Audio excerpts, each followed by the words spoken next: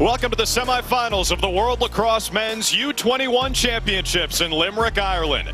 Today, the 4-seed Haudenosaunee take on the 1-seed in the heavy favorite United States. The winner moves on to the gold medal game Saturday to take on Team Canada, who beat Australia this morning. Drew Carter, Quint Kesnick, thrilled to be along with you here on ESPN to bring you Haudenosaunee and USA. And Q, we get to see some of the best young players in the world today, led by Graham Bundy, a midfielder for the U.S. Georgetown's first-team All-American. Bundy is a finance major. He's captain of this Stars and Stripes group. He's the first Team USA member from the state of Missouri, and he's had a brilliant tournament. Normally during the summer, he'd be golfing and grilling. Not this week. Yeah, he's competing on the lacrosse field. A guy out of St. Louis. 6 goals against England earlier. If anyone's going to shut him down for Haudenosaunee, Q, it could be Jacob Piscino. Piscino's a long stick midi from Albany, plays for Scott Marr, the Great Danes, and he has got a terrific motor. He's a rising senior, fun to watch, offensive-minded like former Great Dane Troy Ray, who roams in the PLL. Yeah, PLL All-Star this year in the best league in the world. He's one of 4 Great Danes on this Haudenosaunee roster. They beat England 7-5 yesterday in the quarterfinals to make it here to take on Nick Myers and Team USA. Myers, a decade and a half as the head coach at Ohio State. He's got a hard-nosed identity there. Same thing here for the U.S. Assisted by Pat Myers, his brother, who's the head coach at Lafayette, and Stan Ross and Andrew Stimmel. They're getting some help from Ronnie Caputo, the assistant from Duke. His counterpart today is Mark Burnham. They call him Red. Hopefully he takes off the hat at some point so you can see why. At home here in Ireland, he was born into the Mohawk Nation. He has no Irish heritage, but he says everyone here thinks I do. He's been involved with this Haudenosaunee program for a long time. We spoke to him this morning. He says, I've never seen so many gingers. People are super nice in Ireland. Man and zone defense. Look for the Haudenosaunee to slow this game down a bit. Burnham said he's had a lot of Guinnesses bought for him this week in Ireland. They've had a phenomenal time. Both of these teams have gone over to the cliffs of Moher, about an hour 15 minutes northwest of Limerick. They're playing here at the University of Limerick, kind of a college town, and it's been home to 23 nations playing U21 lacrosse. This was originally a U19 tournament. That's what it's been the previous 8 iterations. World Lacrosse bumped it up to U20 in 2020. Then due to the COVID pause in 2020, they bumped it up to U21. So it's the first edition of this event since 2016, when Team USA beat Team Canada in a thriller in the gold medal game after trailing 8-2. They'll try to set up a rematch here today, but first they've got to get through Haudenosaunee. Here are our officials today. Cam McCulloch, the leader from Canada. Andy Higginbottom from England. Ryan Nose, also from Canada. James Hawksworth of England. And Sven Kaiser of Norway. The 5 men in stripes for U.S. and Haudenosaunee in the semifinals.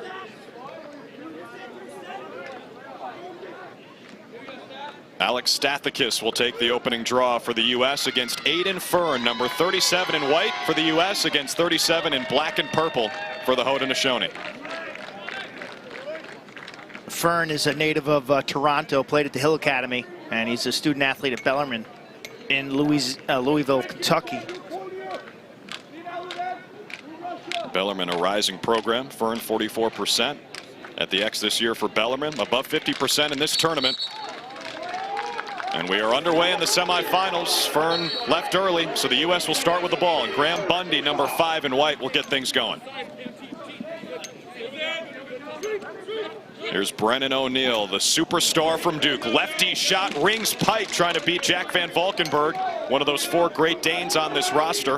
The 5'8", 160 goalie. No shot clock in World Lacrosse format, and also no stall warning, so we could see a lot of deliberate possessions. Van Valkenburg has had a terrific 2 weeks. Okay, this guy's a backup at Albany. He played at Fayetteville Manlius outside of Syracuse. Started a game for Scott Marr and the Great Danes at UMass Lowell. He's 5'8". He's been great this week, the left-hander. Albany's got a pretty good recent legacy of goalies. Blaze Reardon, best goalie in the world for the last 5 or so years.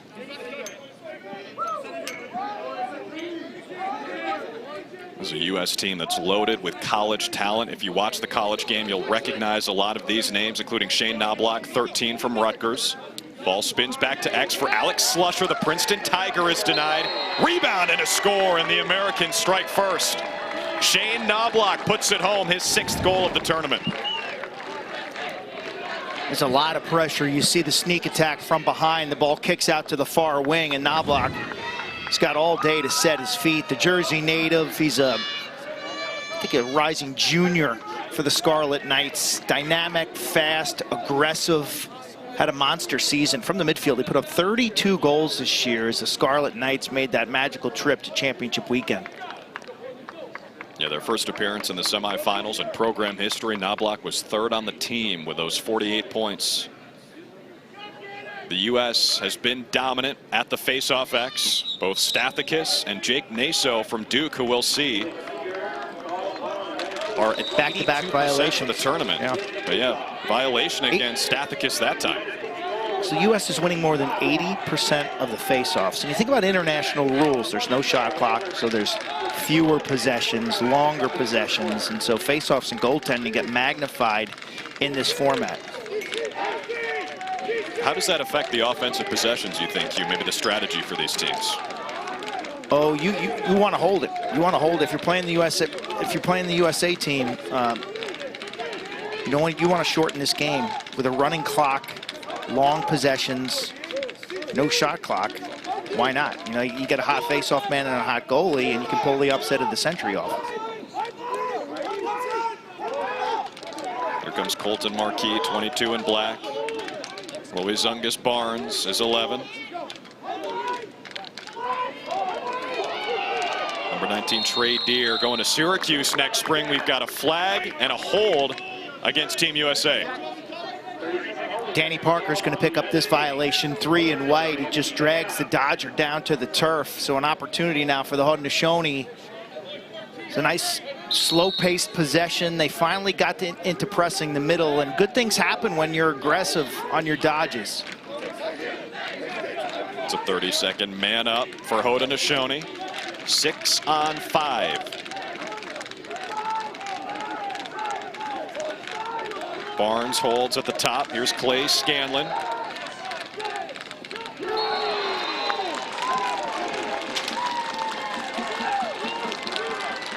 And welcome everyone watching on ESPNU. You came at a good time. A spectacular goal to put Haudenosaunee on the board from Gregory Elijah Brown. A backhand twister to make it 1-1. With the power play, the Haudenosaunee set up in their set, and they get the ball inside. Elijah Brown played at the Hill Academy. He's from Oneida, Ontario, currently a sophomore at OCC, Onondaga Community College. He had 5 goals on 6 shots in a win over England, and that hot touch continues. Yeah, he carried Team Haudenosaunee to this game, Q. He had 5 of their 7 goals against England yesterday in the quarterfinals. Tied England's total by himself. This is a good sign for the Haudenosaunee. Fern, 37 in black, in the dark uniforms, tying up Stathakis there to at least make this thing a 50-50. That was no easy out for Stathakis. And Haudenosaunee now leading 2-1 at the faceoff X, and Aiden Fern is legit. He's a D1 player at Bellarmine, as you said. And Pacino comes up with that loose ball. For fans at home, Jacob Pacino, 4 in the dark uniforms. He plays at Albany. He's an LSM from Liverpool, New York. This guy's got a motor you're going to love to watch. 4 in the dark uniforms. Keep your eyes on him. He's an offensive-minded Pole. Came up with that key loose ball. Yeah, the head coach, Mark Burnham, says Pacino reminds him of himself as a young player. And Burnham was a phenomenal player at Syracuse. Helped lead the Orange to their first national championship all the way back in 1983. If Haudenosaunee is going to shock the world and pull this upset, expect the deliberate possessions. Again, no shot clock, no stall warning.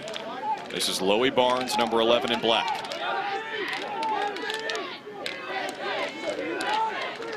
Mason Homer, he's got a goal and an assist in this tournament. Haudenosaunee 2-3, a couple wins over England. Homer's got good wheels. You see how they give him that space. They want him to long dodge. To build up that runway as Barnes is double teamed. tight defense from the U.S. They've got 6 defensemen listed on this roster. They're playing tight defense as Haudenosaunee try to keep it on the offensive side. After the whistle, it will stay here. That's big. No rush. No rush. One thing Louis Barnes has got to realize is it's good to press the middle as he did, but if he rolls back, be ready for the double team. The U.S. like to double when they see the back of your jersey. And it's a long runway for Homer. Trying to use that speed. Matched up with Jack Montfort, the short stick D-midi for Team USA out of Yale.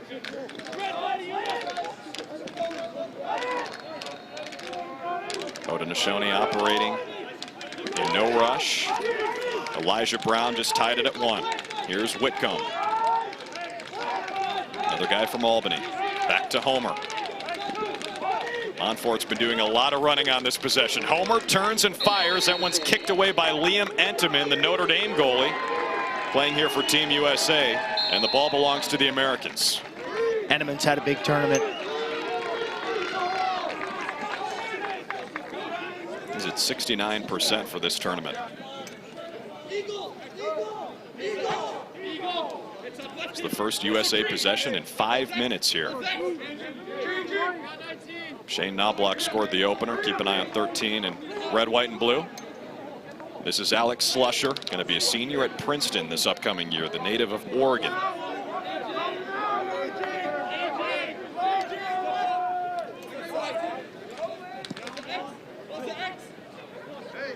Cole Kirst, one of 2 Kirst brothers. If you follow the college game, you know that's a royal family in college lacrosse. Yeah, Kirst starting on attack. Pat Kavanaugh's missed the last couple games. We were told by their staff, Pat Myers, head coach, that he's active, but he didn't get the start today. So they've moved Kirst down to attack. He's going to be heading to play for Syracuse as a grad transfer, go to the Newhouse School, and he's been a great passer this week. He's got 9 assists, tops on the team. Lots of contact. What's the call you saw? Pacino in there, in the thick of it, as he often is. Oh, and a flag was thrown late. Drew, a flag was thrown late here. And now he wipes it off. Well, you can't throw a flag and then wipe it off. Is that the international symbol for waving off the flag? We've got a timeout for Haudenosaunee here. Their first of this first half. That's Coach Burnham. Spoke to him this morning. Thank you, Drew, for conferencing us and setting that up. But just great to talk to this veteran coach. He was a terrific indoor player. As you said, he played for Syracuse and the Buffalo Bandits. I felt the general sense that he's happy with the progress that this team has made this over the 2 weeks. That maybe when this event started, they weren't where they needed to be. But what I saw in their win yesterday over England in particular was an improved defense. It's a really young team. Keep in mind, 2 of the biggest names on this roster, Trey Deer and Colton Marquis, are still in high school. Deer's going to Syracuse after his senior year in 2023 at the Salisbury School in Connecticut. Marquis will be entering his first year at Johns Hopkins next spring. Bunch of high schoolers on this roster. Compare that to Team USA, where pretty much every guy is from a major college program.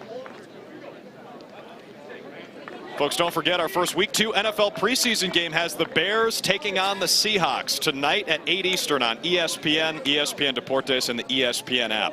Our coverage begins at 7 Eastern with a special edition of Monday Night Countdown. At 7 Eastern, which would be midnight Ireland time. It's a 7 o'clock face-off here at 2 o'clock Eastern for us stateside. Go ahead, Q. Yeah, I was going to say the Haudenosaunee Nationals are the team that formerly was the Iroquois Nationals. Haudenosaunee represents the 6 nations of the Iroquois Confederacy. So these players come from some different areas of Western New York, Ontario, Quebec, etc. Got some guys from Aguasasne, which straddles the U.S.-Canadian border. These guys from upstate New York and Canada, and they share a special bond with the people of Ireland. You might remember about a month ago in the World Game 6's format, as Barnes is hit from behind, and they'll keep it here. Ireland was the 8th team to qualify for that tournament. When the rules changed and the Haudenosaunee Nationals were eligible Team Ireland bowed out to say, hey, you guys created the game. This is the medicine game for your culture. You take our place, and they got to perform on that stage. We got a flag down here. Haudenosaunee on offense. Yeah, that was Trey Deer, who's a rising senior at Salisbury School. He's a verbal commit to attend Syracuse.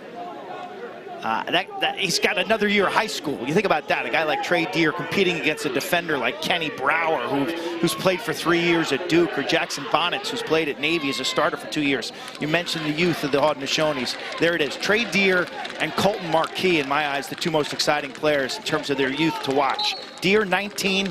Colton Marquis will be a rising freshman at Hopkins. He's 22. Haudenosaunee back to the man up here. That's where they scored their first goal. It was 10 in black Elijah Brown, who's right in the middle of that U.S. zone as they're down, playing 6-on-5 to Haudenosaunee. Elijah Brown sets it up, low angle shot, backed up by Haudenosaunee, closest to the ball when it goes out of bounds. Under 10 now on this extra man. Barnes, the no-look pass. Entenmann had that pipe sealed, back to full strength, the Americans, as the Haudenosaunee keep it with 4.5 to play. That was a spectacular skip. You see the stick work. So many of these Haudenosaunee players have a extensive history in the box game, the indoor game. And they're winning the loose balls, and that's led to this possession advantage. I mean, the bulk of the play has been the left side of your screen. I know the wind's going from left to right today in Limerick, and it's a little chilly for this time of year. But the ball's been on the left side of the field, Drew. That's big. We got about mid-60s. Sun still shining in Limerick. Wind is howling. Great defense from Team USA. That ball scooped up by Jackson Bonnets, 8 and white. Tried to get it to his fellow defenseman, Kenny Brower, the Duke Blue Devil. Couldn't track it down. It's a turnover, stays here. Good play, bad play. Bonnets with a terrific defensive play. Probably should have looked for Entenmann, the goaltender, or Liam had to do a better job of availing himself. The far side, the crossfield pass is on a banana break, has got to be there, or the middy's got to come back and help Bonnets out, because that's a difficult play as he's falling out of bounds. What's a banana break? That's the pattern that the two wing defenders take on their breakout, on the change of possession. They want to break kind of along the goal line extended, get wide, but you do it circular, a little on an arc, because you got to keep your eyes on the ball the entire time. It reminds me of a running back, Drew, when you do the pass in the slot, you know, to a tailback. You don't run a straight line there, you kind of arc it.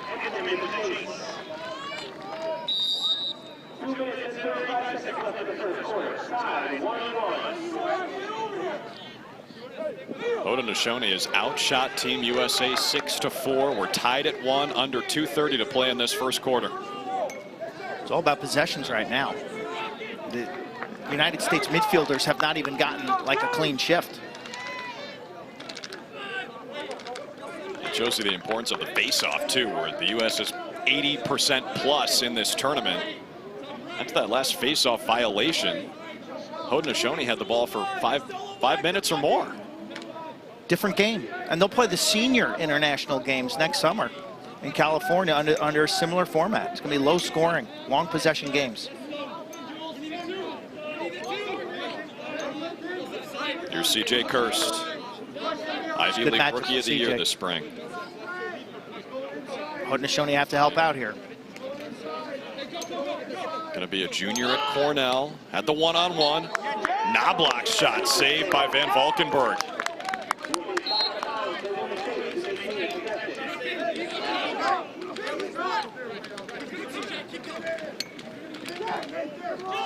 Kirst on the setup and the finish.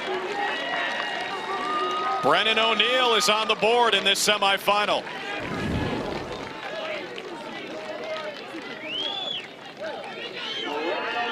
O'Neill from Kirst. Brennan O'Neill, 2 years at Duke. He's put up 98 goals. It's a nice left-handed cut down the alley. He's thinking ahead because Kirst had matchup advantage, and the eyes of the defense were on CJ. Talk about two strong, exciting young players we get to watch at the college level for the next 2 or 3 years. Future pros in the PLL. O'Neill from Kirst. That's a clean face-off win for Stathakis, the Denver Pioneer. Haudenosaunee had won the last 2, and about 30 seconds left in this first quarter as O'Neill vacuums it up.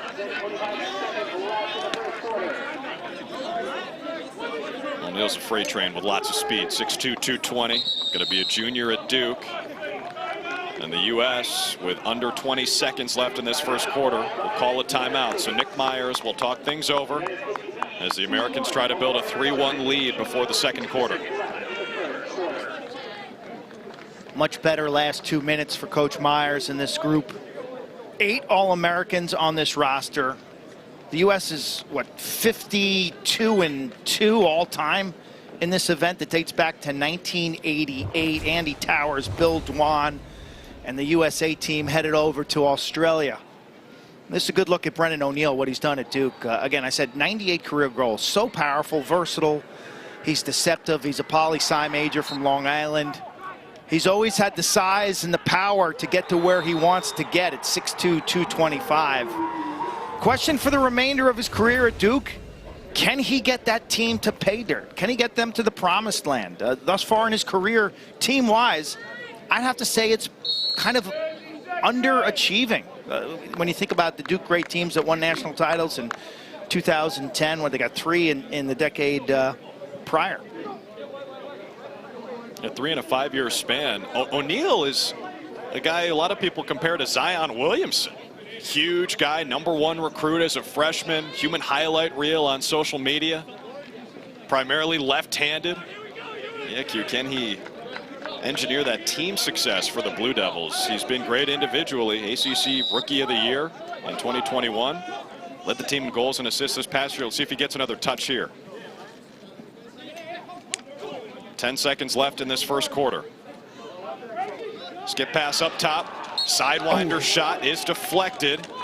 Hit the defender. Under 5. Nice chance for USA, and they stuff it home.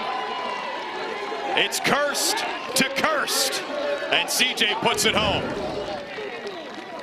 I think the Haudenosaunee wanted a little pause there. It looked like the defender, I think it was 7, Doug Pallas, was stung by that shot, and he was kind of in pain. I'm not sure he was ready for the restart.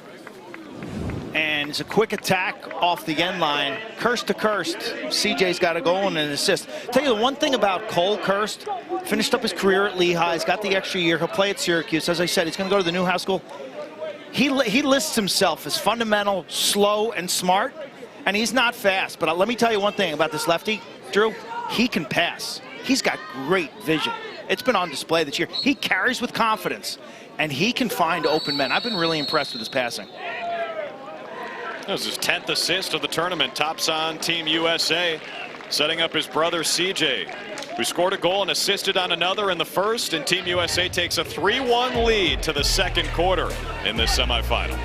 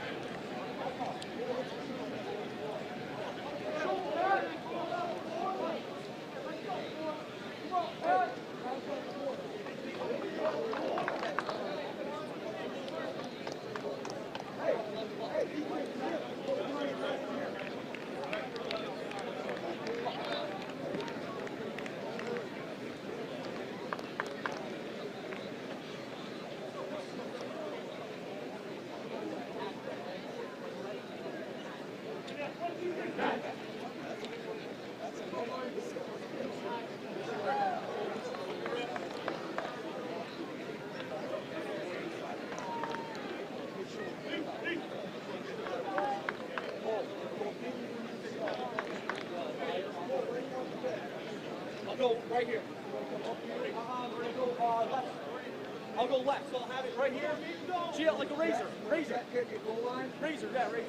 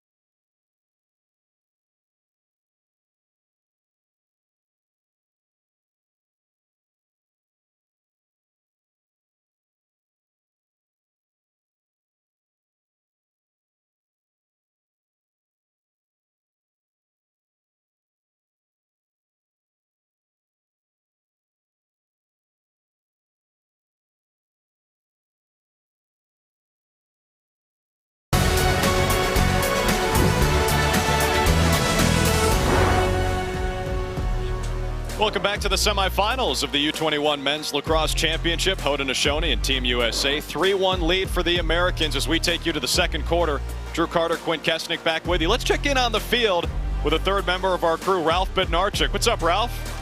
Hi, guys. Great to be here. As Richie Moran said ahead of this tournament, it's great to be here. What a time I've had here in Ireland. Ralph's been doing a phenomenal job bringing you the play-by-play of the preliminary rounds, and earlier today, semifinal between Canada and Australia. As Jake Naso is back at the faceoff X, he's 3 for 3 now. Took it right up the gut, got it to Brennan O'Neill. As the U.S. will try to set up the offense, but ball rolls out of bounds. It will stay here with America. Yeah, sun setting on the left. The goaltender on the right side here is kind of looking up into the sun. But Ralph's been on the scene for the last 2 weeks, and if you've caught any of the games on ESPN+, he's done an amazing job, both calling these games solo, the storytelling that he's weaved in, the pacing that he's announced these games at. I have found it thoroughly enjoyable because the time difference, they're on at odd hours. So, in fact, that's helped me watch more of these games over the last 2 weeks than I ever would have guessed. Yeah, I don't know if Ralph kissed the Blarney Stone earlier, but he definitely has the gift of gab. There's no doubt about it. Ralph, what's the experience been like in Ireland? Guys, it's been great. 19 games through 8 days, and I can't get enough of it. And the people here have been great. Just look at the way this field is, Quint. You remarked, we talked about it. This field has held up remarkably well. And even before this game this morning, they've been replacing some of the divots. They've done a lot of work on it to make sure this natural grass surface comes out and finishes this tournament great, and it does not affect the players. That's the kind of work that's going on behind the scenes here. 2 other side grass fields.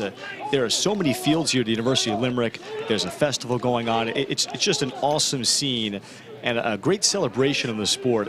You know, this is a record-setting number of teams at the junior level. 23 nations, yeah. Down to 3. Winner here gets Canada in the gold medal game Saturday. I mean, every time I open up a World Lacrosse document, whether it's the women who were at Towson earlier this summer or this event, like Puerto Rico, Germany, Canada, Australia, US, yeah, I get it. But then like Latvia, Korea, Kenya, Uganda, Poland, Chinese Taipei, Hong Kong, it's amazing. Israel now pretty darn good. Van Valkenburg with another save, and Haudenosaunee come away with the ground ball. It was Piscino, number 4, who had it initially, but they give it back to Team USA. We've got this game on linear, obviously on ESPNU. Saturday, we're back on at 2 o'clock on ESPNU with the finals. Canada has advanced. They beat Australia in the first semifinal, 19-1. You talk about destruction, and that's going to set up potentially just a heavyweight battle. Team Canada's got a ton of American college players. Wow, Brennan O'Neill put another highlight on his reel. 2 goals for 34 in the first half. This is classic O'Neill. Look at the body. He generates contact, change of direction, able to release that ball as he's falling down to the turf. So it's a jab step with his right foot in towards the defense. Then he curls left-handed towards the middle of the field, increasing his angle, expecting a check. His kind of loses his balance there for a moment, but it's 6'2", 225. He's able to shoot the ball overhand. As I said earlier, 2 years at Duke, 98 goals. Poli-sci major, whose hero growing up was John Grant Jr. O'Neal is nasty, and he's put that on display in this tournament. Up to 15 goals to lead Team USA. Another face-off win will allow the U.S. to set up shop. They've scored 3 straight. They've won 3 straight face-offs. It was tied 1-1 with Haudenosaunee holding late in the first quarter. Defending O'Neal, you've got to take away his left hand. He does that jab step with the right leg to get you across his shoulders. You've got to D up on his left shoulder. Here he is. They force him right. Like you said, Q. Back to X. Here's Pat Cavanaugh. Errant pass. Taken away. Haudenosaunee coming the other way. That's Dougie Powless, and yes, he's using a wooden stick. It was a gift from his dad, Darcy, about 7 or 8 years ago for his birthday. 7 in black comes away with it. Dougie out of Six Nations, Ontario. Plays at Herkimer. Really good ground ball player. He can face off as well. For Coach Bob Leary. Tough kid. And playing with that wood stick today.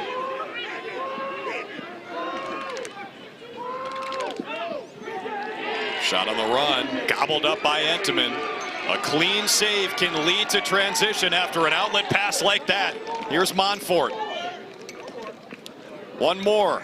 Slusher to O'Neal. Sidewinder. Van Valkenburg popped it up, but the rebound is put home. That's Jackson Bonnets, a pole goal for Team USA. Oh, this is ridiculous. I think it hits the post.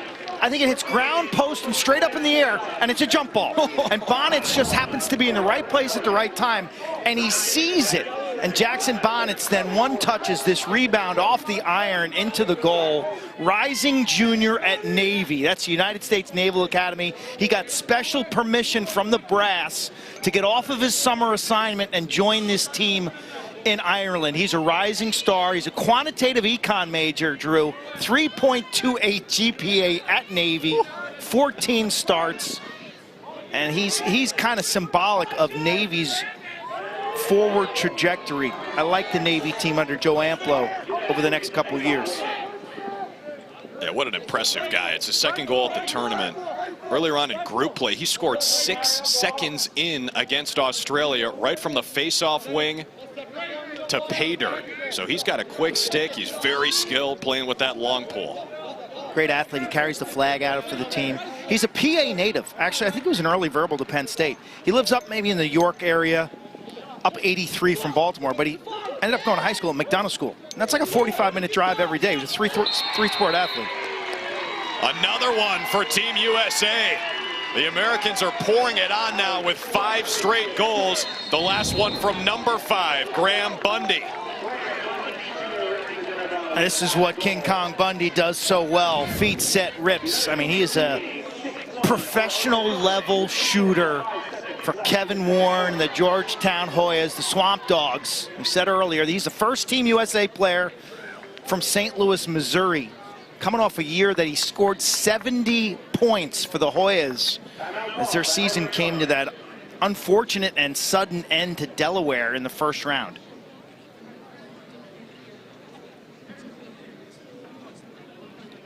Bundy's been a star for the U.S. this entire tournament. That's his 13th goal. And check out the first time these two matched up. On Saturday in group play, it was 13-2, Team USA. 5 different Americans scored multiple goals, including Bundy. That time the extra pass, and O'Neal with a behind-the-back highlight. This was pretty easy work for the U.S. I think most impressive has been the lack of ego that this team has played with on offense. Okay, they're sharing the ball. I think they're carving out roles for themselves. It's always tough when you're on a Team USA are an all-star team, but they're getting more continuity and more chemistry.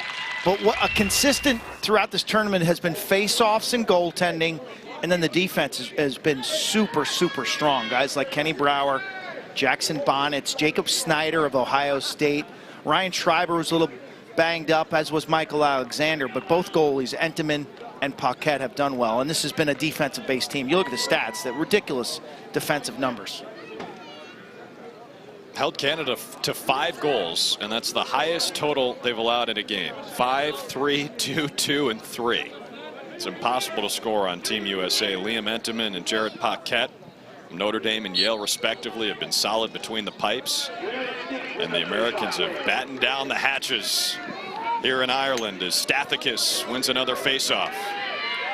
It's a nice little 1-2 punch. You got Stathakis, who's a big young man, 5'11", 225, Denver. He's a Michigan native. And then Naso's the change of pace. He's a rising junior at Duke. Smaller, faster, quicker. One's a bear, one's a rabbit.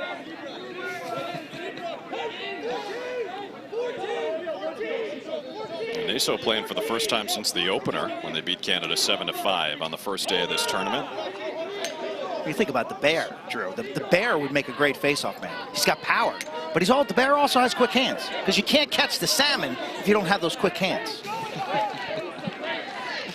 I wonder if Alex Stathakis likes salmon. Probably. Just a little zone defense from the Haudenosaunee. Yeah, Coach Burnham told us to expect that. You know, you've got so much talent offensively, and not a lot of guys who have played defense their entire lives for Haudenosaunee, so they've got to find some answers.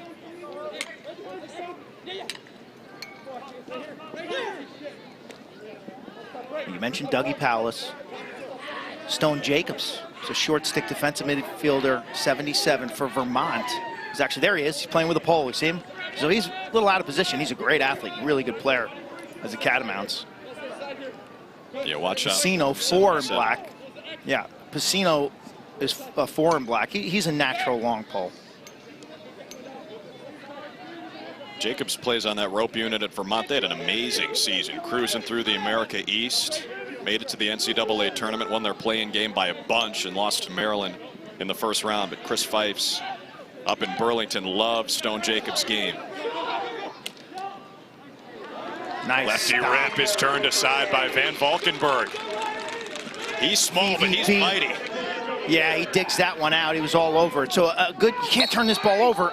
If you're Haudenosaunee, that hurts, because you just played really good defense. You sacrifice some time off the clock, and you're down 5. Yeah, but that that's a tough turnover, because you just worked so hard on D. And you got to have it.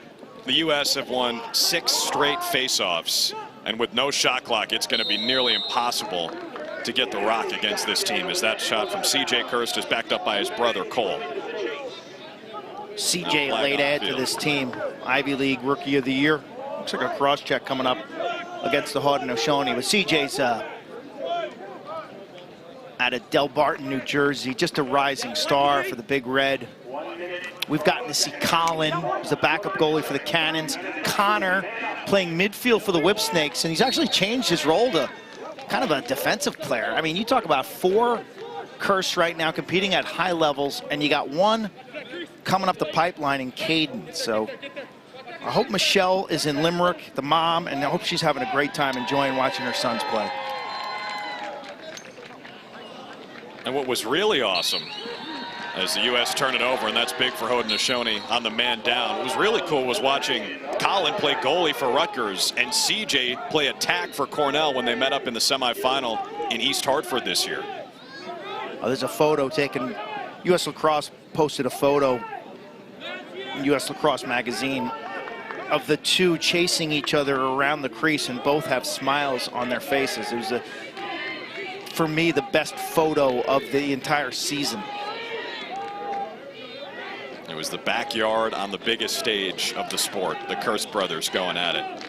And that was a massive turnover. Here's Marquis, 22 in the dark uniform, a rising freshman at Johns Hopkins. Top 50 player in the senior class nationally. Very flashy. Strong right-handed tendencies. He's got every skill in the book. He's really slick. He'll have to get in the weight room, as that last ISO shows. Kind of gets pushed around by a stronger, older, bigger defender. We'll see how he fits in for Peter Milliman, who needs help on offense. Jays will be better next year, just not sure how much. He drew the flag that time, so Haudenosaunee back to the extra man. It's where they scored their only goal back in the first quarter. Number 10, Gregory Elijah Brown, with a backhand Twizzler type shot. Next level skills here. This is where the guys who grew up with a stick in their hand show off the skills, as Loey Barnes' shot is wide, and it's backed up by Liam Superman Entenmann.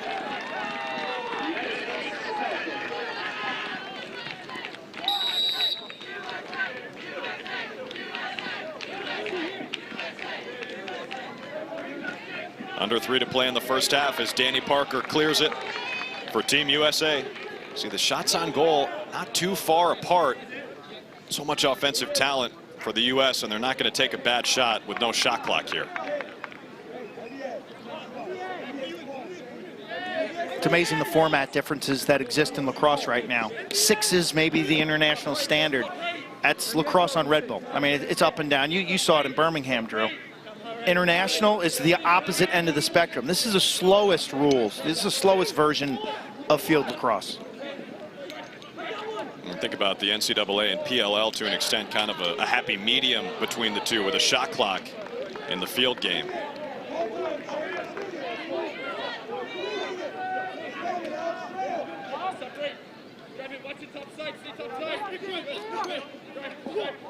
Here comes Knobloch. Scored the first one for the U.S. today.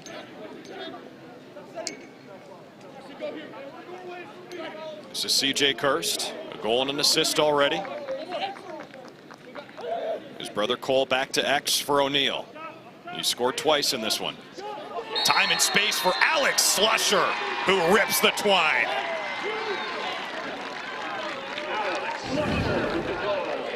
Nice look from O'Neill. Here he is. Look, he draws 2 defenders. His eyes are up, and he just slams a skip through the seam right there. Slusher's able to catch, set his feet, and release. I believe he's a rising junior at Princeton. A terrific year. Terrific year for Princeton, making championship weekend. Slusher is an Oregon native, played at Episcopal, followed the footsteps of Peter Baum.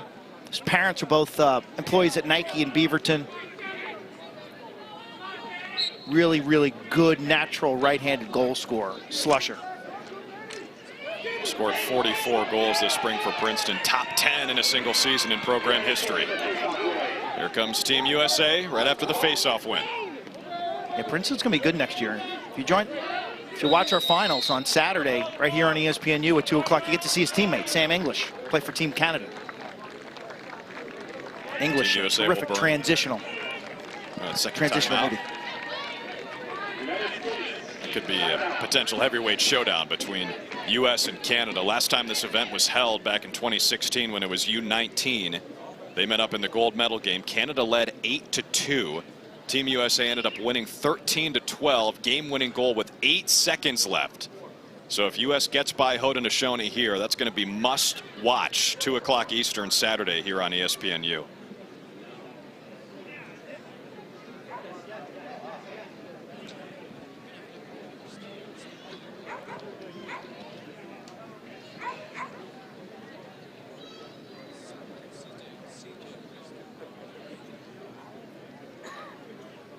Tight shot of C.J. Kirst. Really a story of perseverance in the face of tragedy, losing his dad, Kyle, who's a former goalie at Rutgers when he was a youngster. This game is a connector between the brothers. C.J. didn't get to play his first year at Cornell. This year he was a sophomore, but still the rookie of the year in the Ivy League, and a magical run to the championship game for the Big Red under Connor Busick. Just a brilliant young coach. You look at Cornell next year, they're a little bit of a hard read, but you got to be encouraged. C.J. Kirst, Hugh Kelleher. Do you remember the big midi running downhill? He was only a sophomore. Gavin Adler and Jack Follows on defense. Follows plays for Team Canada. You get to watch him Saturday. Adler may be the best defender in the country. So that's a strong Cornell team that comes back in 2023. Hugh Kelleher, I feel like I heard fee-fi faux fum every time that guy dodged. The giant. He's probably watching this game from the weight room right now. drinking protein shakes with Cotter. 10 seconds left for the U.S. in the first half.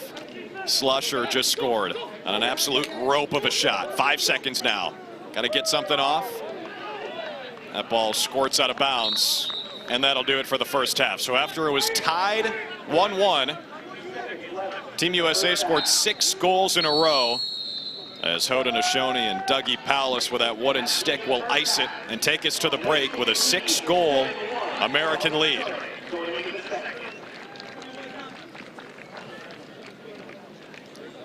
Six different goal scorers for Team USA. Nick Myers, the head coach of Team USA, is with Ralph.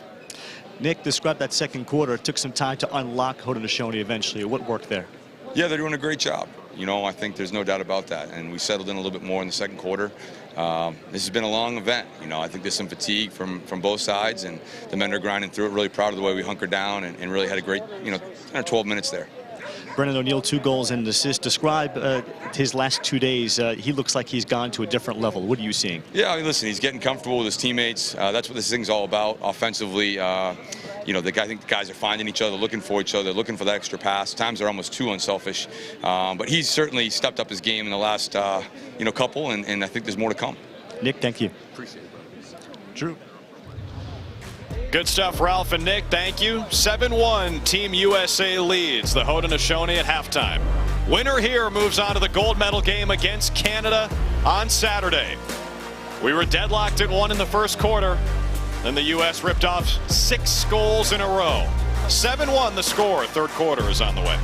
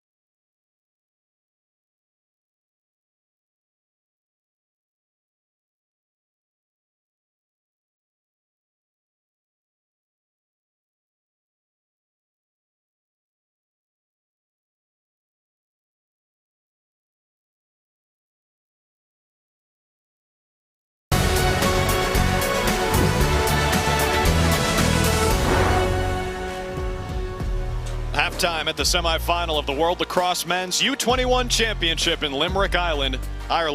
U.S. lead Haudenosaunee 7-1 after 30 minutes of lacrosse. Don't forget about the PLL. The summer is coming to a close. Let's go back to last week. Chris Cotter and Ryan Boyle recap the weekend in Salt Lake City.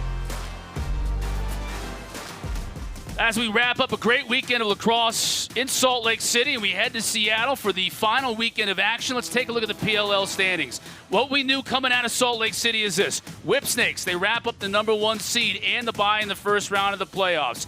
Redwoods, they've locked up a playoff spot, so we know 6 of the 7 teams are on board. That final playoff spot, Chaos and Cannons, we still don't know who's going to occupy that spot. That's going all the way to Seattle in the final game of the year before we know who's going to take it.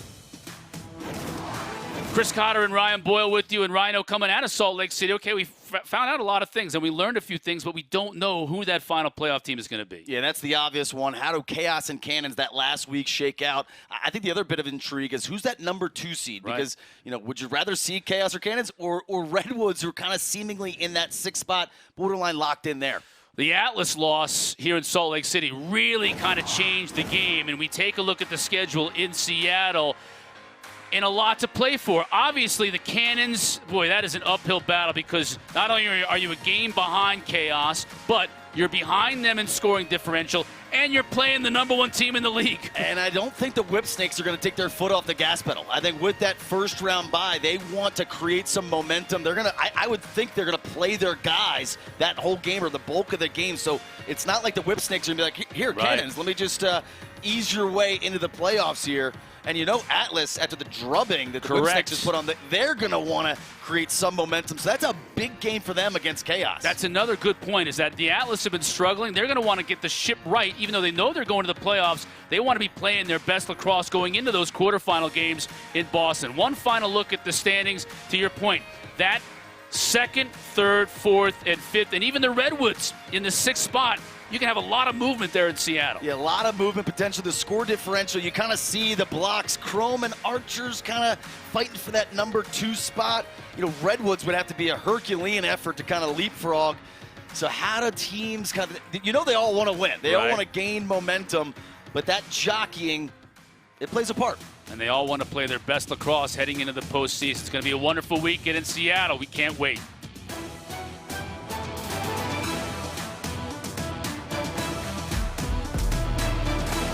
All right, fellas, great stuff. Can't wait for the final weekend of the season in Seattle. But before then, we've got the second half of the semifinals in the World Lacrosse U21 Men's Championship. US 7, Haudenosaunee 1.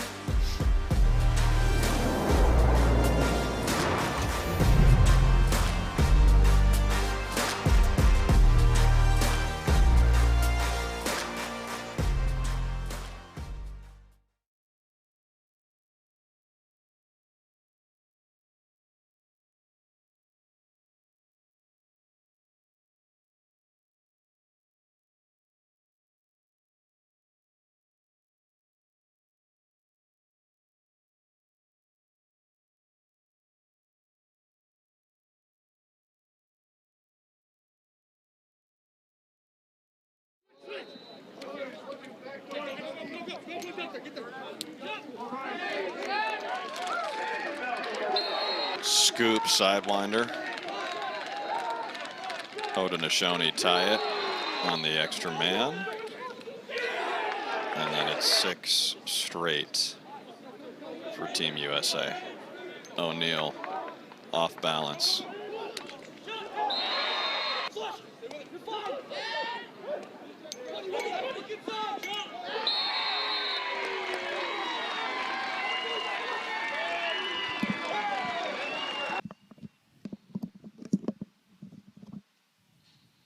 Also going to, off the back of that, we'll have a look at some numbers.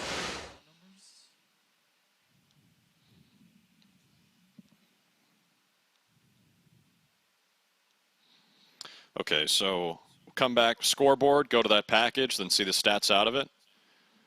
Check. Sounds good. Take us to break. Nice.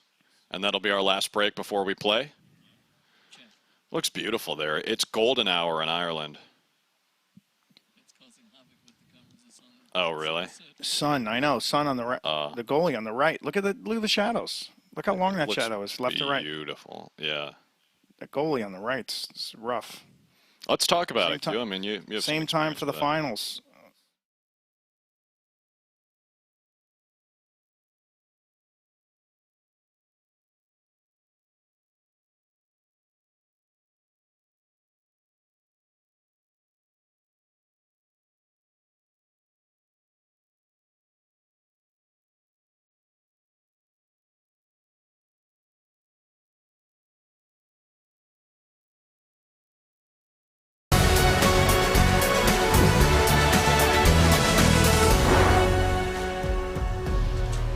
Welcome back to Limerick, Ireland. It's halftime of the semifinal between 4-seed Haudenosaunee and 1-seed United States in the World Lacrosse Men's U21 Championship. Drew Carter, Quint Kesnick back with you. Thrilled to have you along with us here on ESPNU. And let's check back on the first half as the U.S. struck first on the rebound. Shane Knobloch put this one home. 13 in white got the party started for Team USA. Stinger from the wing. Haudenosaunee counter on the extra man, the power play. It's Gregory Elijah Brown. And he had the hot hand in their quarterfinal win, but USA stormed back. They played a really terrific second quarter. Too much CJ cursed, Cole cursed, Brennan O'Neill's got 3 points. Bonnets picked up a rebound goal, and the USA's passing game and shooting with guys like Graham Bundy was on full display. 6 different goal scorers for the U.S. Only guy with multiple tallies is Brennan O'Neill, who scored that off-balance lefty hammer. 16-11 shots on goal. What stands out to you from the stats, Q? Well, just the work that Jack Van Valkenburg, the goalie for Haudenosaunee, has done. He's going to be battling for that starting spot at Albany next year, and the way he's played this week, man, he's been terrific. We'll see if Team USA can keep up the momentum. They've scored 6 in a row. They lead by 6. The third quarter is next.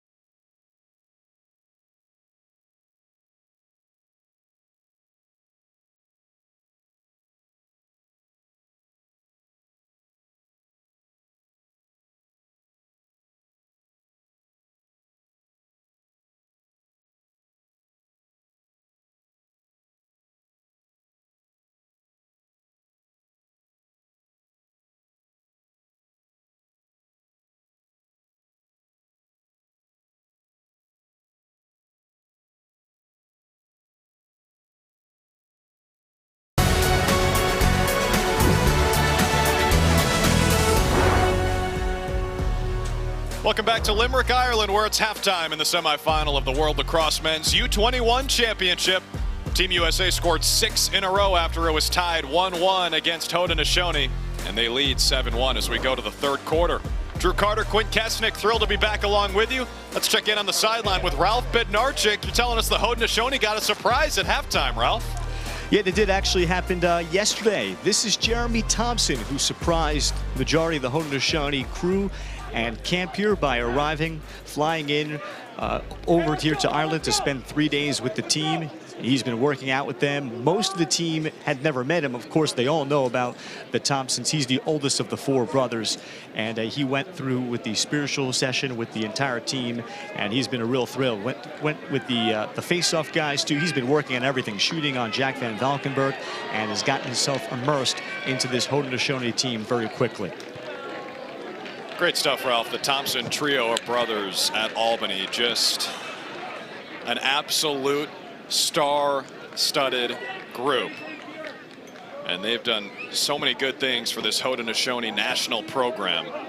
Jeremy, Miles, and Lyle have inspired these young men, absolutely. And we've seen the fruits of those labors pay off as the Haudenosaunee are back in the semifinal round of this tournament for the 6th time in 8 appearances. Mark Burnham's message to his team when I asked him about Lyle's impact. Who's the next generation? Who on this roster right now that you're watching in these dark uniforms, who are the Haudenosaunee Nationals, can be the next Lyle Thompson? Jeremy's, he's an amazing young man. The spiritual advisor. He's going to keep this team grounded in what's important. You know, before a game, this team will sit around and they'll go around the roster and they'll say, who are you playing for? Like, and you think about that. I'm playing for my mom today. You know, I'm playing for my brother today. Who are you playing for today? And each player talks about who they're playing for, whether they're real, live, deceased. It's a way to connect and give importance to each game. Jeremy played at OCC, a couple of national championships, a couple undefeated seasons. It was Miles, Lyle, and Ty at U Albany. One of the royal families of the sport, the Thompsons. Dangerous pass inside there, and that's what Coach Burnham was saying. Entenmann with a big stop. Casino making plays, 4 in the black uniform, but there's certain passes and certain plays in this game because of their youth and inexperience. What worked in high school is not going to work on this stage, and I think that last near turnover was an example of that. These young players still getting a feel for what this competition is like now. They're no longer teenagers. They're, you know, young in their young 20s. Yeah, Coach Burnham was telling us, Q, that they were watching film and he told the guys, hey, listen, we scored 6 against Canada. U.S. scored 7.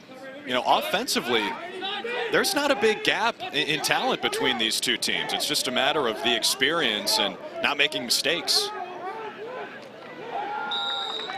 And just right on cue, there's a turnover for Haudenosaunee.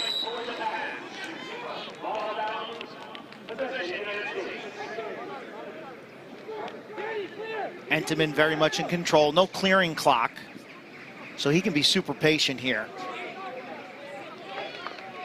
He's really improved over the course of his career. I thought Liam Entenmann, when all things were said and done in May have been the hottest goalie in the country at the end of last year. Unfortunately, Notre Dame lost 4 games early in the year, but his save percentage went through the roof, and at the end of the year, you felt like he may have been the best goalie in the country.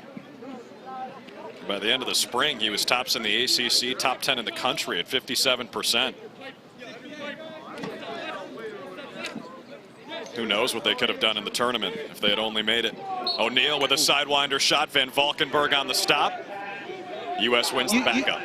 Yeah, you could time travel Brendan O'Neal right now to the Tacoma Dome and put him in a PLL uniform and no one would blink. That's how advanced his game is.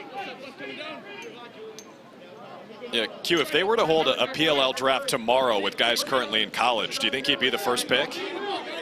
Schellenberger maybe 1, O'Neal 2. Dordovic maybe?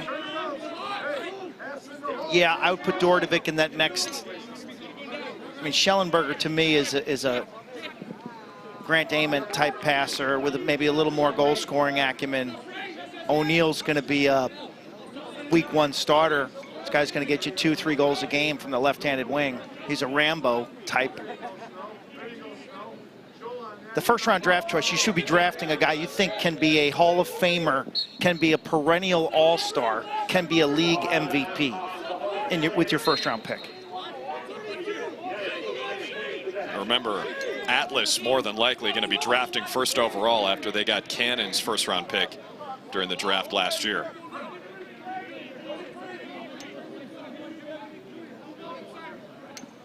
Here's Shane Knobloch, scored the first one today for Team USA. Rolls it back, skip pass, trying to find C.J. Kirst, who tracks it down, flips it to his brother Cole. Cole Kirst, 2 in white. Normally a midfielder. He's been subbing in for Kavanaugh. And Valkenburg with another save. I spoke to Scott Marr about Van Valkenburg. He started that game and they won at UMass Lowell. Played in 5 games last year as the backup. He was good in the quarters. He made 9 stops. He's going to have every opportunity to compete as Albany brings in a pretty talented freshman goalie behind him. The U.S. force another turnover as Entenmann has it out of his crease. That was nice by Jacob Snyder. Yeah, 24 in white, three-year starter for the Buckeyes.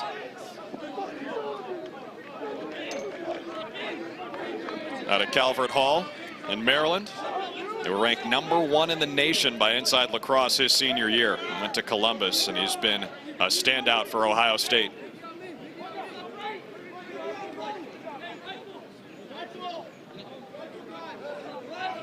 So for Team USA here with a 6-goal lead, under 10 minutes in the 3rd quarter. Remember, no shot clock or stall warning. They did win a game earlier, their first one against Canada, with just 7 goals. They look to stay aggressive here as O'Neal, with the 2 goals already, has it. Operating against Stone Jacobs. That's a great matchup.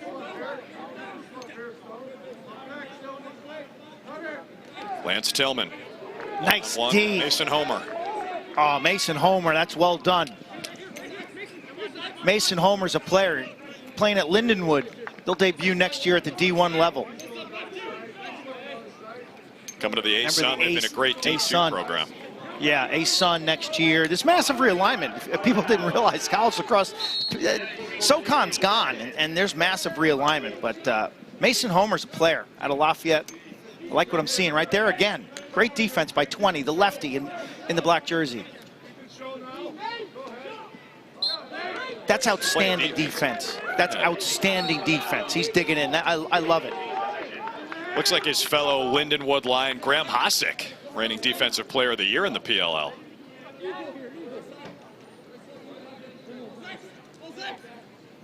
Terry Foy of Inside Lacrosse is going to be a Lindenwood season ticket holder. Get himself out towards his parents' house in St. Louis, Missouri. Welcome, Lindenwood. Welcome, Queens. Not New York, Queens and Charlotte. Oh, how about that stop? Drew, you see that stop at the end? Yeah, Van Valkenburg, he's everywhere with those quick hands. Unfortunately for Haudenosaunee, a flag flies, and Team USA keeps the ball. Palace comes on with the wooden stick, C7 in black. He'll set himself up on that lower right pipe. A lot of shooters on the perimeter here. O'Neal tried to bounce it home on the minute man up, backed up by Slusher. Pacino's got to get set and recognize strength. You got Grimes, lower left, 19, and O'Neal, 34 in white. It's some scary lefty power. Van Valkenburg's got to wear a bulletproof vest with this man-up unit on attack. Bundy, O'Neal, tries it again. Van Valkenburg with another big stuff. I know Scott Marr up in the capital region of New York is watching this game. I spoke to him this morning. As Pacino, this is his long pole.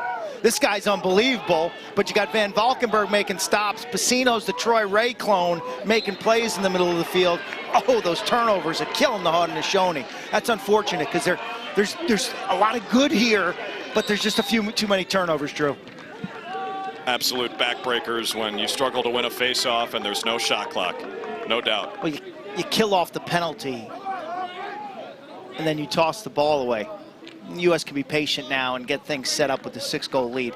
I find it ironic that international lacrosse, this is the slowest form of lacrosse, and yet the Olympic standard is likely to be 6s, which is caffeinated lacrosse. It's the total opposite of the spectrum. I just find it a little weird that we're, you know? Right. Timeout, Team USA. Yeah, you're right. I mean, that spectrum is wide, and there are a lot of stops on the spectrum with so many different types of lacrosse we've seen, but World Lacrosse 6s would be crazy, and a guy like Jack Van Valkenburg would have to make a lot of saves. You see a ton of rubber in that format like we saw in Birmingham. I mean, that's pretty darn good. He's 5'8". He's got that lower stance, and so O'Neill takes the bait.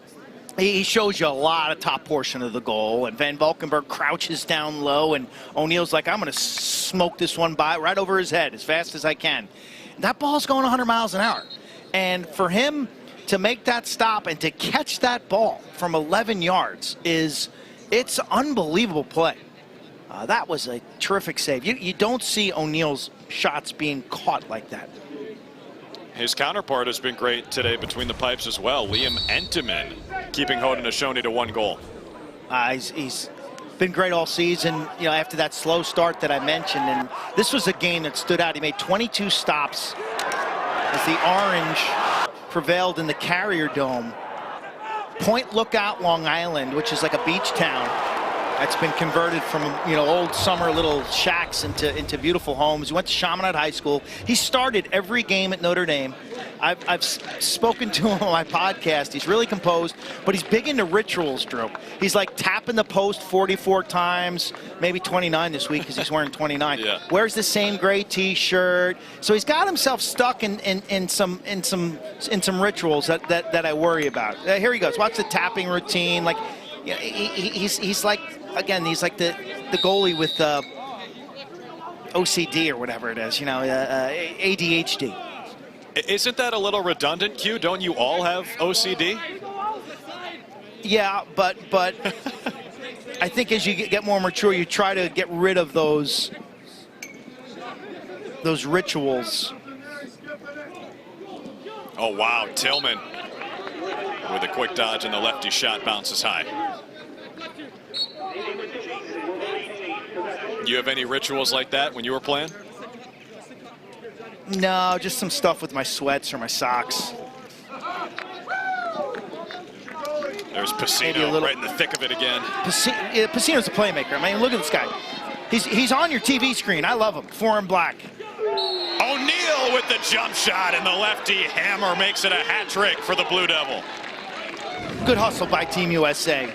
While this hasn't been the most pretty second half for them, that's a key grounder scooped up on the end line. I mean, you want to give that goal, give it to Pat Cavanaugh. He does the dirty work on the end line. The Cavanaugh family, well, let me tell you one thing about them. They're gritty, they're grinders, they'll ride you, they'll go for ground balls, they'll get dirty, and you see the lesson for Brennan O'Neill. Same location, different release, and he said, you know what, I'm going to shoot this one low because Van Valkenburg ate the last one up. So you see the brain of Brennan O'Neill on the difference in those 2 shots. First goal of the half for either team, and it comes over 10 minutes into the 3rd quarter. You see the running clock. It runs aside from the last 30 seconds of the first 3 quarters, and then the last 2 minutes of the 4th quarter. Stathakis wins that wrestling match and comes away with the rock. 2 big fogos. Stathakis goes about 225. Fern at 205.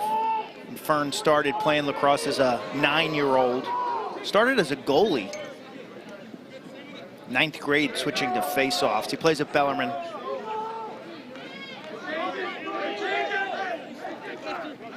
Nine straight face-off wins for Team USA. You think about the World Lacrosse 6s format, Q. If this sport is going to be in the Olympics, that's the format we'll see. No face-offs after goals, just to start the quarters. So these teams don't bring designated face-off guys.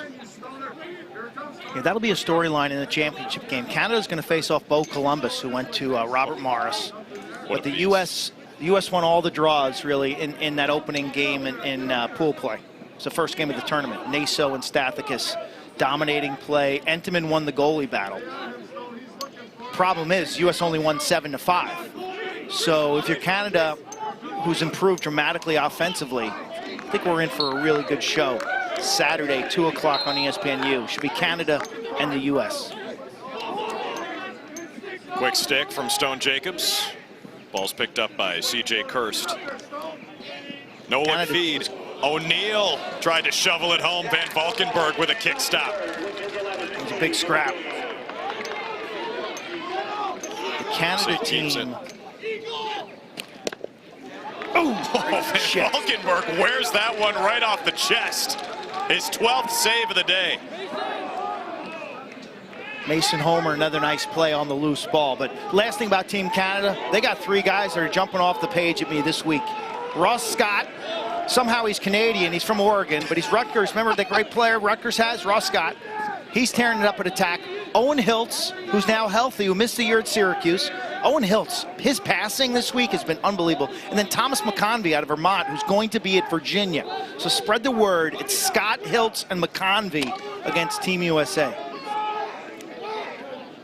And what you were saying about the stats in the first meeting is fascinating, Q. I mean, you get dominated at the face-off X, you lose the goalie battle, and you only lose by 2. It's almost like in basketball, if you can't buy a three-pointer, you're just not shooting well that day, and you still win or come close to winning, it bodes well for the future matchups.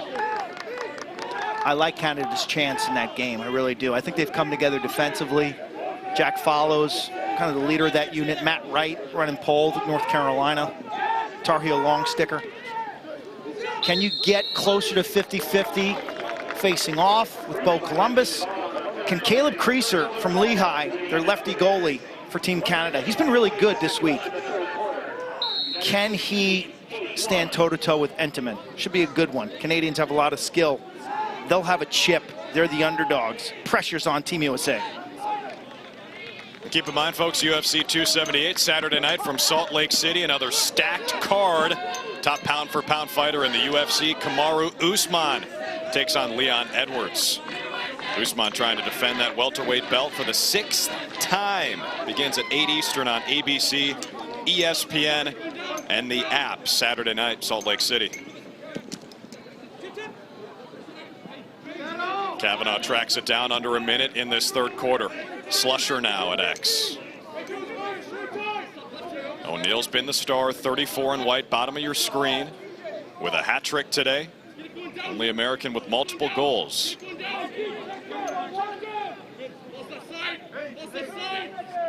C.J. Kirst slows it down. U.S. will hold for the last shot of this third quarter.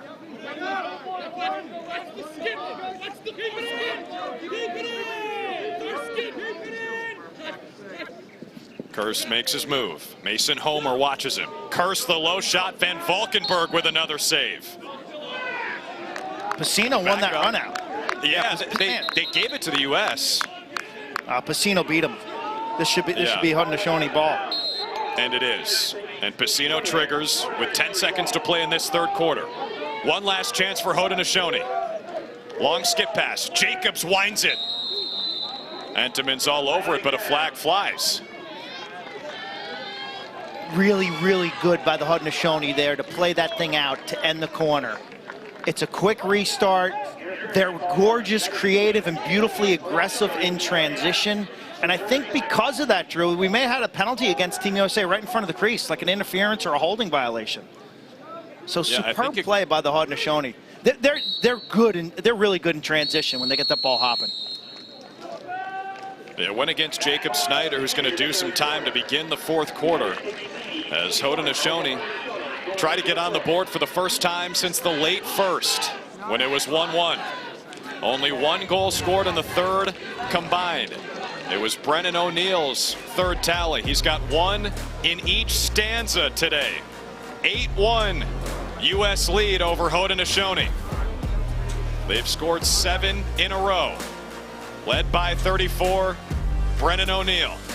Van Valkenburg's been standing on his head, but the Americans still lead by 7.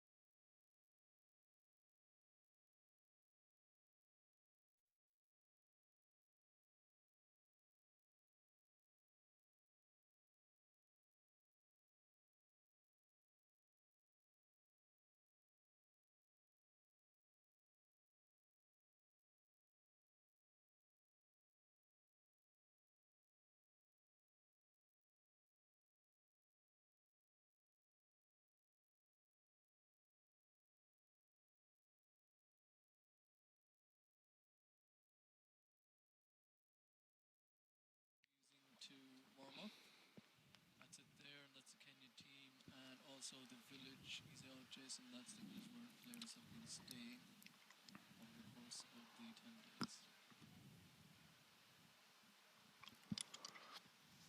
Very nice. Swap the shots there. Check.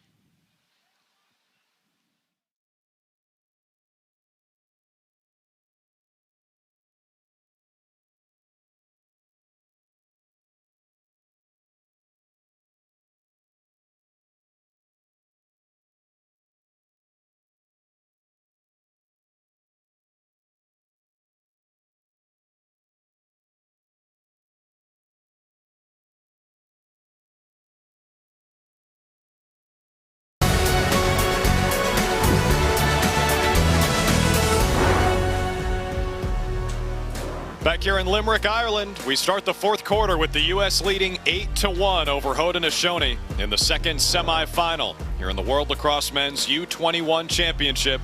Winner here takes on Canada Saturday after the Canadians beat the Aussies. 19-1 to start. Drew Carter, Quint Kesenick with you. Let's check in with Ralph Bednarczyk down on the field. Guys, so let me give you some more flavor of what's going on and how they set this up. That's the wall ball facility they have set up there. That's Team Kenya, by the way, watching this game. The wall ball is to the left, just behind one of the goals. Then you see the flags here all the way across midfield. That's Kilmurray Village.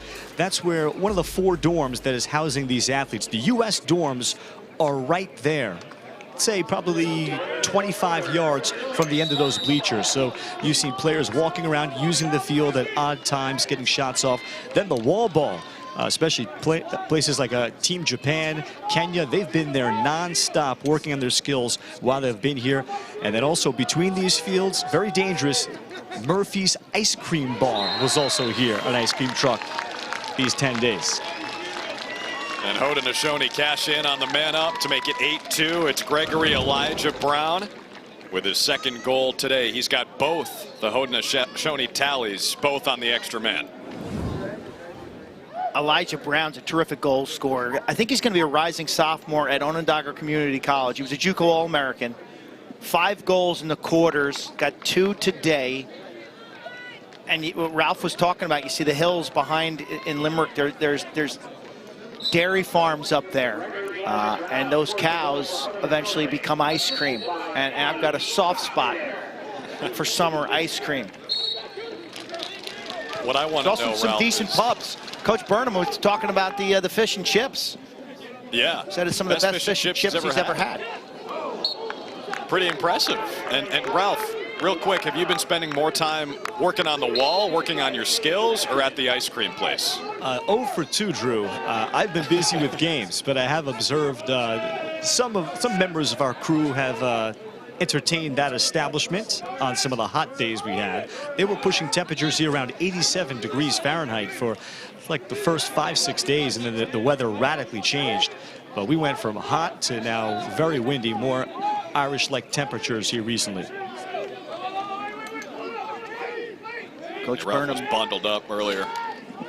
And this Haudenosaunee team went on a really a day trip in a bus. It's like 3 hours out, 2 hours, 2.5 hours back or so, visiting different pubs, the cliffs, the old towns, eating the fish and chips.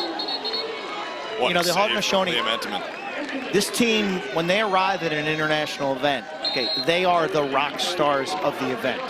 Okay, every single nation of the 23 will gravitate to them. They are the founders, the creators. The game all starts with them. And so there's a responsibility that Coach Burnham and this group has, and they'll spend a lot of time with other nations, ceremonial stuff, just meet and greets. They are the supreme ambassadors of this game. And it was awesome to talk to Coach Burnham and to see it on display when we were in Netanya, Israel, for the the Open Division Championship, and hopefully we'll see that again next summer in California. It's really awesome to see that the creators of the game, the ambassadors of the game. I mentioned this earlier, Q, but the relationship between Haudenosaunee and Ireland, you go back all the way back to 1847. We're talking about indigenous people of America. When the potato famine was happening in Ireland, leaders from the Choctaw Nation donated $150, which now is about $7,000 to the people of Ireland to try to help them get through, obviously, a really rough time in the history. So this is a partnership that goes back centuries, and we just saw it this year when Team Ireland bowed out of the World Games to allow Haudenosaunee to play.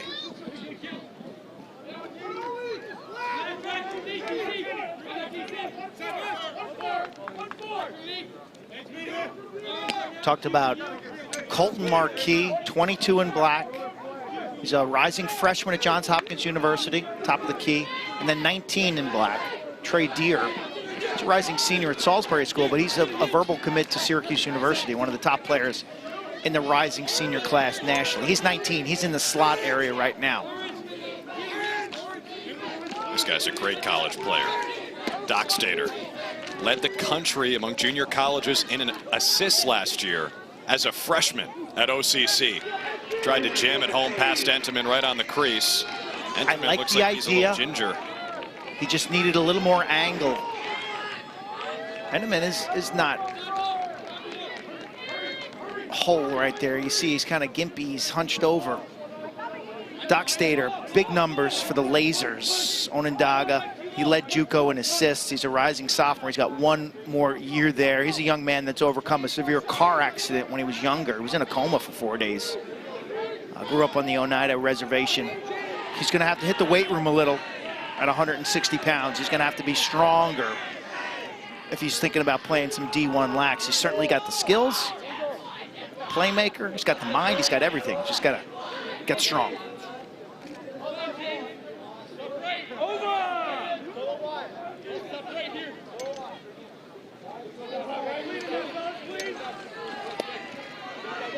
Here comes Brendan Grimes, going to be a junior at Johns Hopkins, an alum of Boys Latin, prestigious high school program in Maryland. Here comes CJ Kirst, a couple of points already today. To his brother Cole, leading the team in assists in this tournament. Tillman slows it down. Under 10 minutes to play now. Remember, the clock's going to stop on stoppages under 2 minutes as Grimes' shot is backed up by a couple of Americans.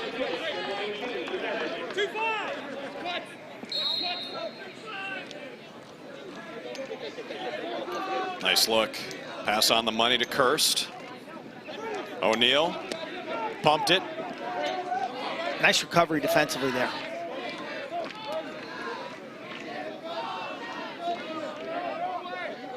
Credit to these Haudenosaunee defensemen. A lot of these guys who didn't grow up playing defense. Pass to O'Neal was batted down. Back to X for Slusher. Fakes high, goes low, and scores. Alex Slusher with his second goal today. Stone Jacobs did a nice job on that possession. Julian Freeman digging in as well, 12 in black. But just the longer that went, you started to see some fatigue, and the defensive rotation is just a hair too slow. U.S. stays with it. Slusher's got a pair. We talked about him, an Oregon native. You know, that's the amazing thing to me about this U21 Team USA. You got guys from Jersey, Oregon, Missouri. Quentin Matsui's from Minnesota, all around the country. PA. Obviously, the normal East Coast states. Stathakis is from Michigan, but I can't remember a USA team with such geographical diversity. Here comes Stathakis. Van Valkenburg makes easy work of that one. Nick, you outside of the 9 guys from Long Island, no more than 3 from any region. Only 3 from Jersey and a couple from Baltimore, and then 1 each from all those places you mentioned. Quentin Matsui from Eden Prairie High School in the West Metro area in Minnesota. Played middle linebacker for the EP Eagles. That's how Lars Tiffany discovered him and brought him to UVA. Eden Prairie's got great high school wrestling as well. And Matsui wrestled when he was in the middle school, eventually switching, as you said, to football and lacrosse. He's still getting better. Quentin Matsui, it's been a 2 year, 16 starts in his career at Virginia. And he's still improving. And that's a Virginia team that I like a lot next year. They bring back Connor Schellenberger, Peyton Cormier, and they add a key transfer you'll see on Saturday for Team Canada. That's Thomas McConvey. Virginia grad transfer. Scored over 60 goals for the Catamounts. He has been a beast in this tournament. Was he 6'4"-ish? 200 or so? Big. You add him to the big. mix for the Cavaliers. Griffin, Schutz, McConvey, and Cormier on the field at the same time. Saustad and Kastner on D with Nunes between the pipes. I like Virginia, baby. I think Maryland is not a strong choice to be the Las Vegas favorite to win the D1 national title right now. Yeah, Q, I think Massive opponents losses. are going to... Massive losses. Opponents have to lobby the NCAA to put more than 4 polls out there at a time against UVA, because who do you put a shorty on? Not McConvey. If you do, he'll score 50 goals. 6 minutes left in regulation here. U.S. leading by 7. Van Valkenburg's been everywhere. I think that's his 15th save if they give him credit for that one.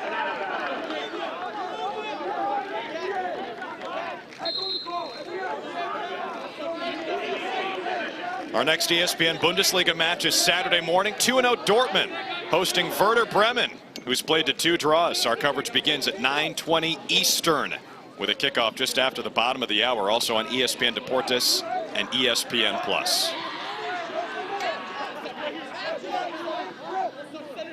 German lacrosse is on the rise as well. We got to see them at the World Games in Birmingham, one of 8 teams to play there. High heat.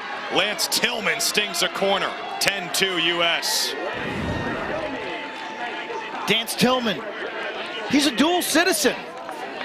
Ireland or the U.S. The hitch and go. Little hockey stop towards that near post. Defender over pursues. He brings it back right-handed. He's got 24 cousins in Ireland. It's a young man who loves to sing and dance. His mom, Susan. His grandmom, Annie McCarriger, was born in Belfast and immigrated to Brooklyn. So he's got strong ties in Limerick. Grew up in Highlands Ranch, Colorado, in the Denver area. He's the 7th goal scorer for Team USA today. There's Matsui, Minnesota native, comes away with the win on the face-off. Pass was a little too tall for his teammates. It's kept in bounds on the sweep job by Kavanaugh, but taken away by Haudenosaunee. That's Team McCumber with it, number 2 in black.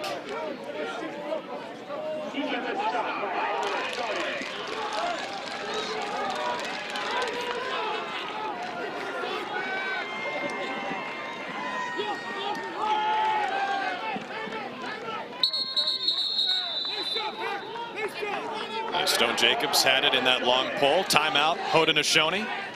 Head coach Mark Burnham and company will talk things over as they look to add a couple tallies before this one ends.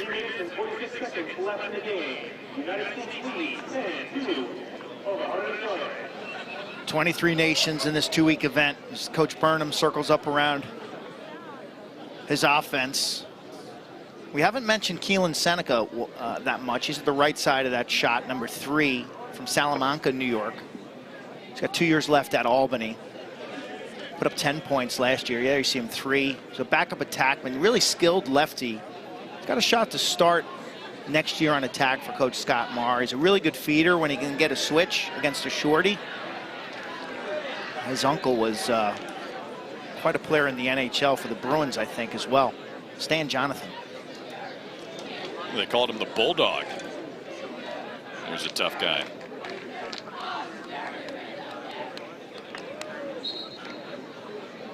A lot of these guys played hockey growing up. David Anderson, number 9, was actually drafted to the OHL, Ontario Hockey League, part of that elite junior system. You see number 9, top left of your screen. London Knights took him in the 4th round back in 2017. These guys are so skilled. They've got the silky hands. And they play the game for the entertainment of the creator. That's why they call it the creator's game. That's why their brand of lacrosse is so thrilling to watch. It's like Brazil and soccer, right? It's the beautiful game. Yeah, it's not hindered by custom. You're encouraged to develop your own style. Americans in our rec systems, we're taught to play like at straight lines and at right angles. The Haudenosaunee play a free-flowing calligraphy. Speaking of, Loizungus Barnes is denied by Entenmann. Great attempt on the post-up and the behind-the-back shot. That wasn't bad. The big righty leaned in. He's a great step-down shooter.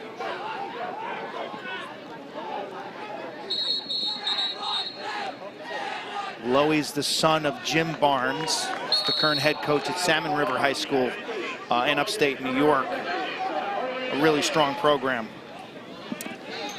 U.S. turned it over, leads to a chance, off the pipe, rebound, just missed. Liam Entenmann looks okay. He was walking a little gingerly earlier. He was flailing around. Boom, post shot, rebound in front. He resets, he gets out in front of the goal and makes the shooter have to hit a corner, and because of that, they miss. So good, really good hustle by Entenmann. Getting back on his feet, getting back between the pipes, never give up.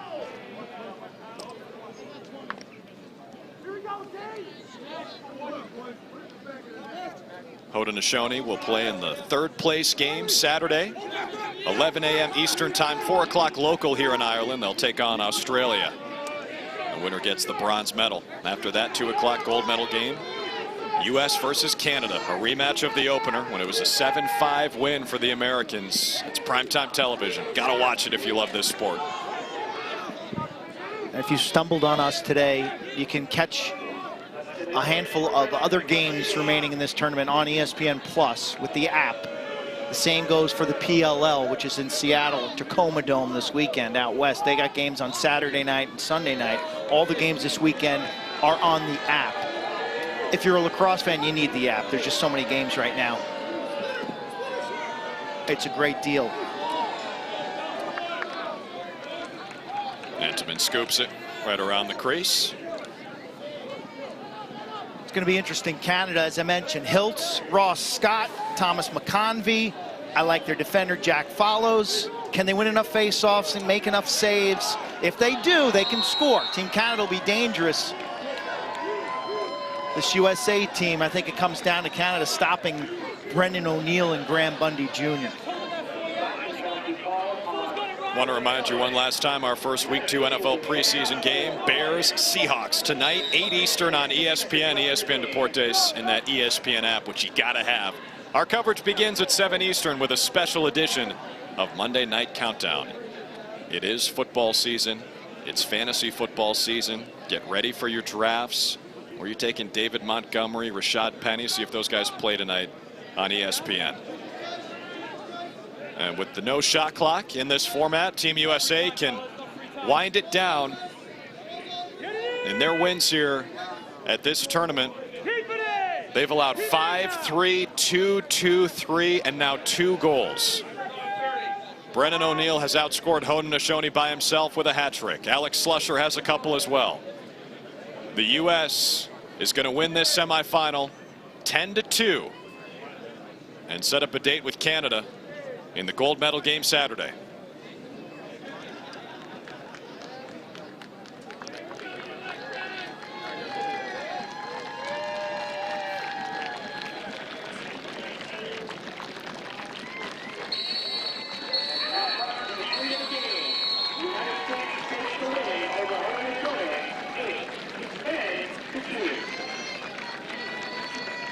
Final score, U.S. 10, Haudenosaunee 2. It's the Americans and the Canadians, 2 o'clock Eastern Saturday here on ESPNU. With the gold medal on the line, can Team USA win again? They've never lost one of these tournaments. This is the 9th edition. Or can the Canadians get over the hump and get some revenge after they coughed up the lead in 2016, the last time this tournament was played?